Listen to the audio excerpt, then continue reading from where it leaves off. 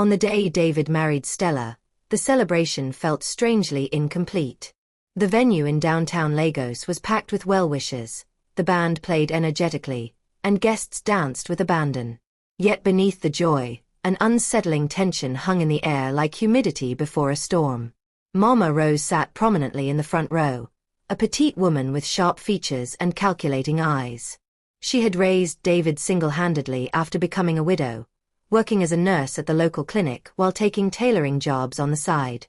Every sacrifice she made was for him, her only son. "David is my everything," she often declared to anyone who would listen. "Without him, my life has no meaning." When Stella entered David's life, Mama Rose didn't celebrate. Instead, she saw competition. From their first meeting, something in Mama Rose's spirit resisted this young woman. "She wants to take my son away from me," she muttered to herself repeatedly. At the reception, tradition dictated that Mama Rose should greet the newlyweds briefly before allowing them their moment. Instead, she planted herself at their table and refused to move. When the master of ceremonies tried to proceed, she announced loudly, "You should introduce me as co-celebrant. After all, without me, there would be no groom here today." The crowd laughed nervously. Stella's smile became frozen on her face as she glanced at David, silently pleading for intervention. But David only shrugged apologetically and whispered, "Just let her be. You know how Mama is." When the photographer arranged the couple for their romantic shots, Mama Rose positioned herself between them. "Take one with me first," she insisted. More uncomfortable laughter rippled through the guests, but Stella felt her stomach knot with anxiety. This wasn't how weddings were supposed to go. After the celebration, they moved into a modest two-bedroom flat in Acadia. Stella lovingly decorated their home with cream curtains and soft blue cushions, her favorite colors. She hung their wedding photos on the walls, especially loving the one where David held her hand and whispered something that made her blush. She believed she was finally building her own peaceful sanctuary. That peace lasted exactly 2 days. Mama Rose called early one morning, her voice trembling with complaint. "I miss you both terribly. My spirit is so restless being alone." David tried to soothe her concerns over the phone, but before sunset, she appeared at their door with a worn traveling bag. "Just for a few days," she promised. Stella welcomed her warmly, even preparing her specialty pepper soup to make Mama Rose comfortable. She genuinely wanted harmony in her new family. But those few days stretched into forever. By the second week, Mama Rose was rearranging the kitchen, discarding Stella's carefully organized spice containers. "This one is expired. That one smells suspicious," she declared, tossing them into the trash. By the third week, she had claimed the bedroom closest to theirs and began telling neighbors, "I'm the matriarch of this household." The control began subtly but grew aggressive. She knocked on their bedroom door at dawn asking, "Have you prayed yet?" If she heard silence, she'd barge in uninvited, sometimes sitting on their bed. "A marriage without morning devotion is cursed to fail," she'd announced dramatically. She supervised Stella's cooking with running commentary. "Too much salt. You're trying to give my son hypertension. You want him dead before me." Whenever David attempted to defend his wife, Mama Rose would sigh theatrically and say, "I see how you speak to your own mother now because of this woman. I knew this day would come." That statement always silenced David, torn between guilt and confusion. He loved Stella deeply, but he also loved his mother. He convinced himself this was temporary friction that time would smooth over. What he failed to recognize was that for Mama Rose, this wasn't a misunderstanding. It was warfare. Each evening, Stella sat by their bedroom window watching the sunset disappear behind the Lagos skyline, wondering how something so beautiful had turned so suffocating. She prayed quietly, "God, please grant me wisdom. I don't want to lose peace in my own home." But each day grew harder. From the outside, their home appeared perfect. Neighbors would admire it, saying, "God bless me with a home like theirs." The compound was well maintained, the small garden flourished, and the aroma of home-cooked meals often drifted out in the evenings. But inside those walls, it felt like a military camp. Mama Rose had appointed herself general, waking before everyone and orchestrating the household like a drill sergeant. She followed Stella everywhere like a persistent shadow. When Stella cooked, Mama Rose stirred the pots without permission. When Stella did laundry, she'd inspect each item, shaking her head. Still dirty. You young girls can't do anything properly except take selfies. Sometimes she'd deliberately spoil food to prove her point. I told you not to add the vegetables so early. You've wasted my son's hard-earned money again. Initially, Stella tried laughing it off with friends. My mother-in-law just has a strong personality, she'd say lightly. But deep down, she knew better. Every night, she'd lie on her side of the bed, watching the ceiling fan rotate slowly, wondering when exactly marriage started feeling like imprisonment. Meanwhile, David was drowning without realizing it. Mama Rose had perfected the art of manipulation through guilt. She'd wait until Stella left the room, then sigh heavily. My son, you've changed completely. You don't even ask if I've eaten anymore. Before that girl arrived, you used to bring me breakfast in bed. David, overwhelmed with guilt, would rush to make her tea while she smiled secretly to herself. If you're enjoying this story, please like, comment, and subscribe for more compelling narratives. Share your thoughts below. What would you do in Stella's situation? Hit the notification bell so you never miss our next upload. Slowly, insidiously, David began viewing Stella through his mother's distorted lens. Every small mistake now became evidence of deeper character flaws. If she forgot to add enough seasoning, Mama Rose would declare, "It's because she doesn't truly love you." If Stella seemed quiet, Mama would whisper, "She's plotting something devious." One afternoon, when Stella served lunch, Mama Rose took a single spoonful of rice, then dropped her spoon dramatically. "The salt is excessive.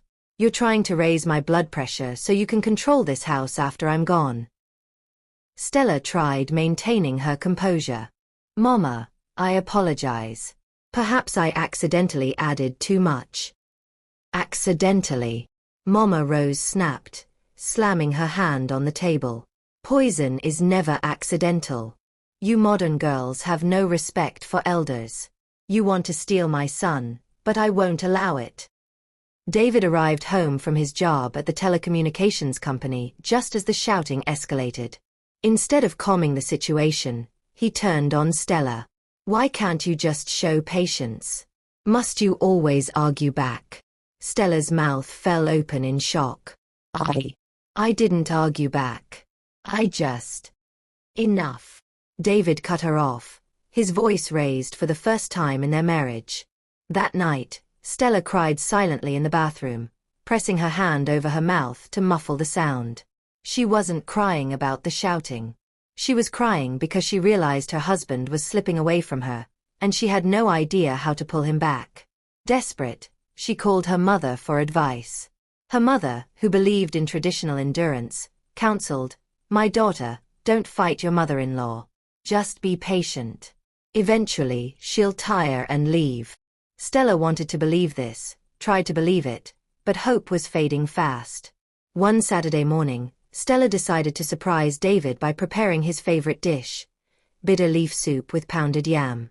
She spent hours cooking while Mama Rose watched silently from the doorway. When she finally finished, she set the table beautifully and called David. He smiled genuinely for the first time in weeks. "This looks wonderful." He took the first spoonful and nodded with pleasure. Stella's heart soared with hope. But before he could take a second bite, Mama Rose suddenly coughed loudly. "Wait, David. Don't eat that." Everyone froze. "Why not, Mama?" David asked, confused. "I saw her add something strange to the pot when she thought I wasn't looking. She's trying to bewitch you with juju." The room went deadly silent. Stella felt like she'd been slapped. "Mama, what are you saying? I only added seasoning cubes."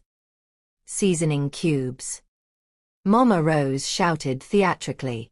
"So seasoning cubes are now mysterious powders?" "David, I saw her take something from a hidden pouch. She wants to turn you into her puppet." David's face hardened. He stood slowly, staring at his wife. Stella, what is she talking about? Tears streamed down Stella's face. I swear on everything, I didn't do anything wrong. I love you. But Mama Rose also began wailing, clutching her chest dramatically. So this is how my enemies plan to use this woman to destroy me. I warned you, this girl has a wicked spirit. Stella's words caught in her throat. The more she tried to explain, the guiltier she appeared. David, overwhelmed and confused, quietly walked out of the dining room without finishing his meal. That night, silence suffocated the house. David slept with his back turned to Stella while Mama Rose stayed awake in the living room, pretending not to hear Stella's muffled crying from the bedroom. From that day forward, nothing was the same. Mama Rose began acting like the true owner of the house. She locked the kitchen when she went out, claiming she didn't want strange hands touching her son's food. She even started washing David's clothes again, smiling as she folded them neatly while Stella sat in humiliated silence. Once, when Stella tried to take David's shirt from the wardrobe, Mama Rose slapped her hand away. Leave it alone. You'll contaminate it with your evil. David said nothing. He simply took the shirt and wore it as if the incident hadn't happened. That night, when Stella tried to discuss the situation, David sighed deeply. Please, I'm exhausted from constant complaints. You're always complaining about my mother. Just endure it. After all, she won't live here forever. But 3 weeks after the bewitched soup drama, the house remained tense. Stella barely spoke. She kept her distance. David still refused to eat her cooking, claiming he wasn't hungry, while Mama Rose continued her performance as the saintly mother protecting her son from a dangerous woman. Sometimes at night, Stella would hear them talking in the living room. Mama, I don't know what to do anymore, David would say, exhausted. There's nothing to do, my son. I told you before the wedding that not every woman makes a good wife. When a woman cannot submit to her husband's mother, she cannot keep a home. Stella felt helpless. She had tried everything. Prayer, patience, kindness. Nothing worked. The harder she tried, the more she became the villain in their story. Then strange things began happening. One morning, Stella couldn't find her wedding ring. She searched frantically everywhere. The bedside table, the bathroom, under the bed. Nothing. When she asked Mama Rose about it, the older woman laughed coldly. Perhaps the ring ran away. Objects don't stay where there's no peace. The next day, Stella found the ring in the most bizarre location, buried deep inside a bag of rice in the kitchen pantry. She stared at it for a long time, her mind racing. Was someone trying to drive her insane? Or had the house truly become haunted by the hatred dwelling within it? She told David what she discovered, hoping for comfort and understanding. Instead, he frowned disapprovingly. Stella, please stop with these dramatic stories. You're beginning to sound paranoid. Maybe Mama was right about you. A week later, Mama Rose accused Stella of theft. She claimed that 50,000 naira she'd kept in her handbag had disappeared. I didn't take any money, Mama, Stella protested desperately. Then who took it? David doesn't touch my belongings. Perhaps the same hand that put witchcraft in the soup also stole my money. Before Stella could respond, David shouted from the living room. Enough. Both of you need to stop this nonsense. But he wasn't looking at his mother. He was staring directly at his wife. That was the moment Stella realized she'd already been convicted without trial. 2 days later, a neighbor named Sister Joy who lived in the adjacent flat knocked on Stella's door and confided quietly, "My dear, please be careful. I don't like what I'm hearing. Yesterday, I overheard your mother-in-law telling another woman that you're trying to steal her son's inheritance. She even said she's going to break whatever spiritual curse you came with." Stella felt ice run through her veins. She said what? Sister Joy nodded gravely. You didn't hear this from me. But that woman doesn't wish you well. Keep your eyes open. That evening, Stella returned home from her clothing boutique to find Mama Rose burning incense in a metal bowl, walking around the living room in some kind of ritual. Mama, what are you doing? Stella asked, alarmed. Mama Rose didn't even look up. Spiritual cleansing. Evil spirits have invaded this house. Evil spirits. Stella repeated, disbelieving. Yes. Since you entered this house, everything has changed. My son used to smile before. Now he frowns constantly. My body used to be strong. Now I'm frequently ill. Tell me, who brought this bad luck? Stella stood frozen. Are you calling me evil? Mama Rose smiled with cold satisfaction. If the shoe fits my daughter, wear it. That night, Stella couldn't sleep. The acrid smell of incense clung to everything, and she kept hearing footsteps in the corridor even when everyone should have been asleep. She began feeling trapped, as if the house itself had turned against her. Then one day, while cleaning the wardrobe in the guest room, Stella found something that made her blood run cold. Inside a small brown envelope was a yellowed, folded document, a death certificate with the name Benjamin Adeyemi written on it. The father's name section read, Father to David Adeyemi. This was the man Mama Rose always spoke of with such profound sorrow. But something was wrong. Very wrong. Stella took the paper and hid it in her handbag. She didn't understand its significance yet, but instinct told her something big and dangerous was buried in this discovery. That evening, Mama Rose noticed the missing envelope. Her voice echoed through the house with panic. Who entered my wardrobe? Who touched my private things? Stella remained quiet, pretending ignorance.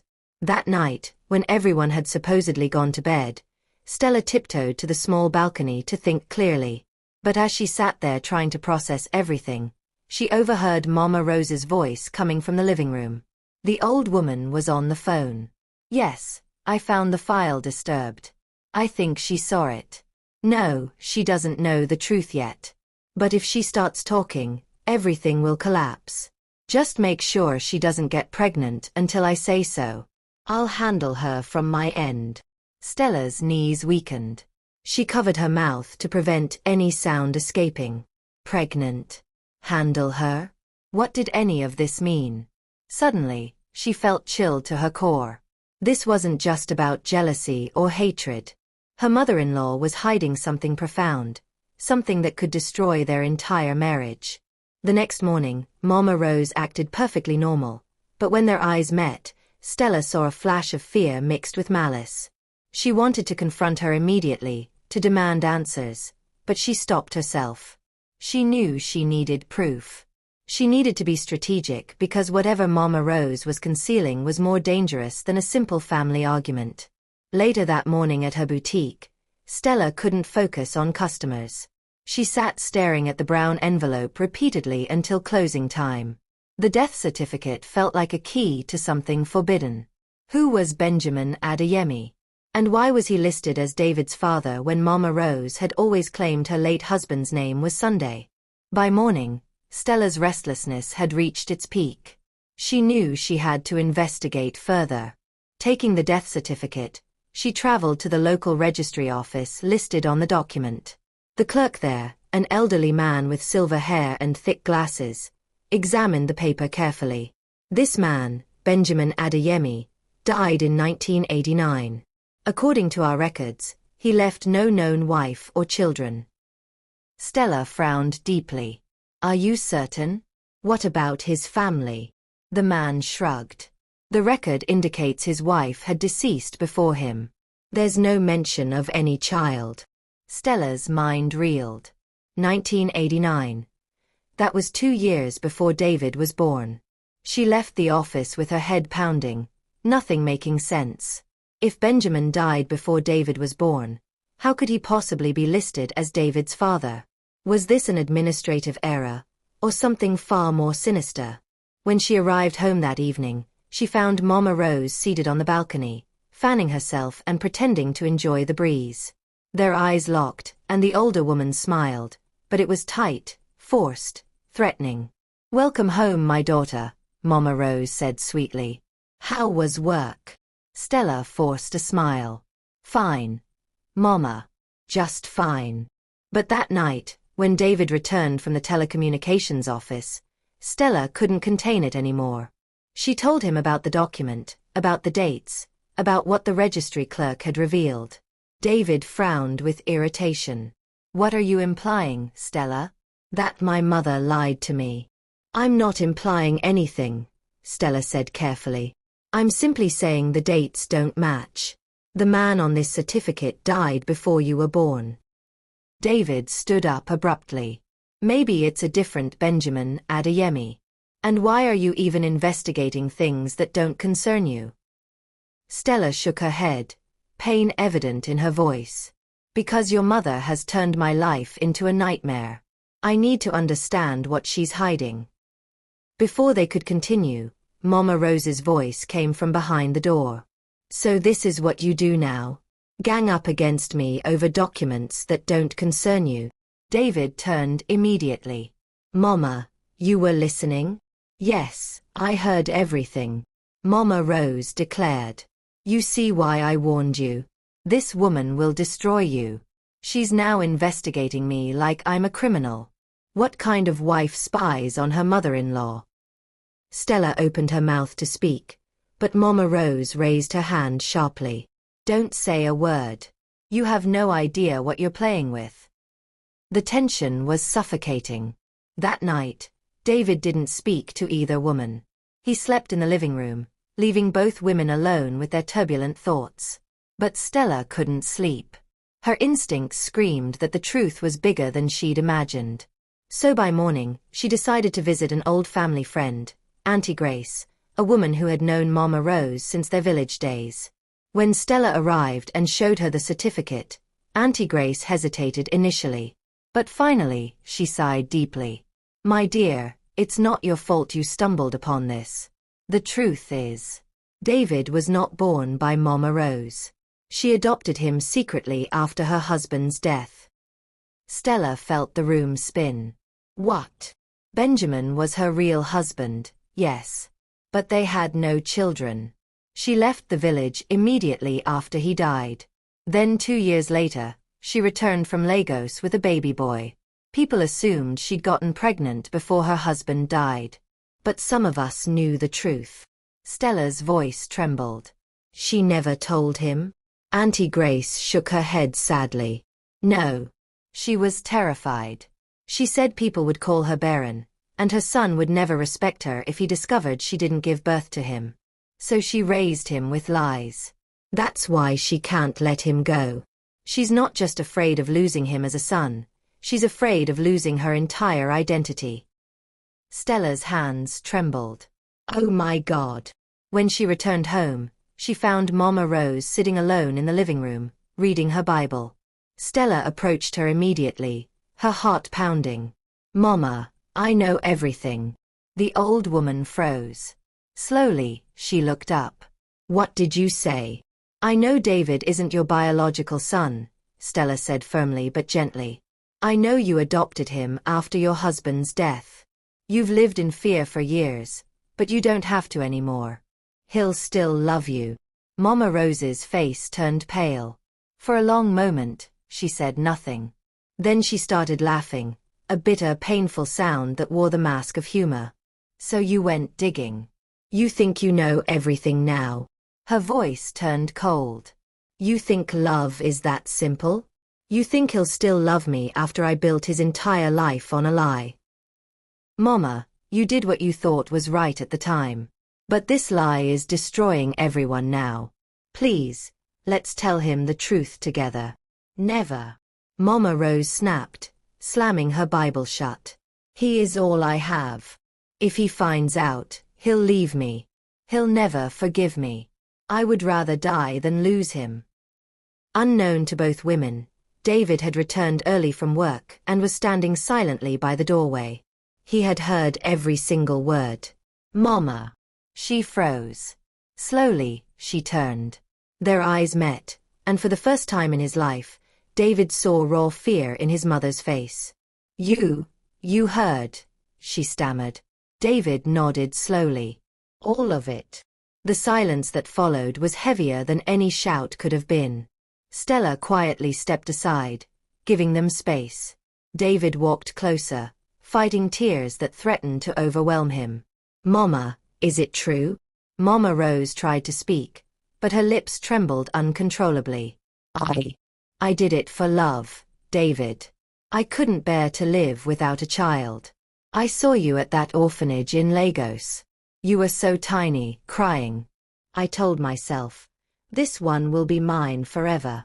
I named you after my husband's family name so it would feel real. David's chest rose and fell as if he were struggling to breathe. You should have told me, Mama. Tears poured from her eyes. I wanted to. So many times. But every time I looked at you, fear closed my mouth. You were the only good thing I had left in this world. David stepped back slowly, shaking his head. So all these years, all those times you said you carried me for 9 months. He paused and laughed, a short, painful sound. Mama, you didn't just lie to me. You built my entire life on a story that never existed. He turned and walked out of the room while his mother collapsed on the couch, crying like a child. That night, David didn't sleep. He sat on the balcony until morning, staring into the darkness while Stella watched him from the window. Her heart broke for both of them, a mother who lied from fear, and a son who lost his truth overnight. After that night, the house remained painfully quiet. No arguments, no confrontations. Just heavy, suffocating silence. Mama Rose stayed mostly in her room and barely ate. David went to work but came home late, avoiding everyone. Stella moved like a quiet ghost between them, trying her best not to disturb the fragile peace. Then one morning, Stella found David sitting at the dining table, staring at an old family photograph. He looked completely broken. She summoned her courage and sat beside him. You should talk to her, David. She's suffering. He didn't look up. And so am I. I know, Stella nodded gently. But forgiveness isn't just for her. It's for you too. She wronged you, yes.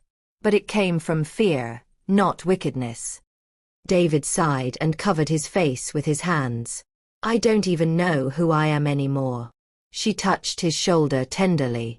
You're still the same man. The same man she raised. The same man I married. Blood doesn't create love. Choices do.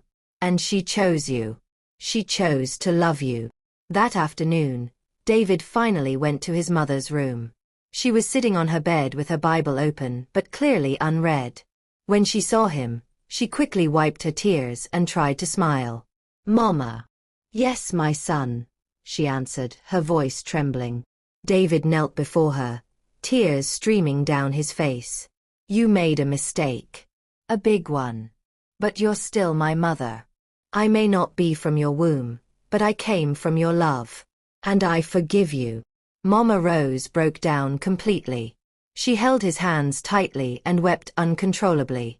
Thank you, my child. Thank you so much. From that day forward, everything in the house began to change.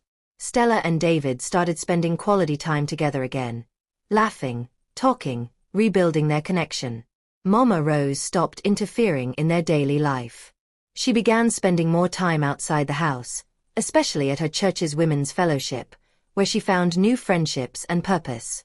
A few months later, Stella discovered she was pregnant.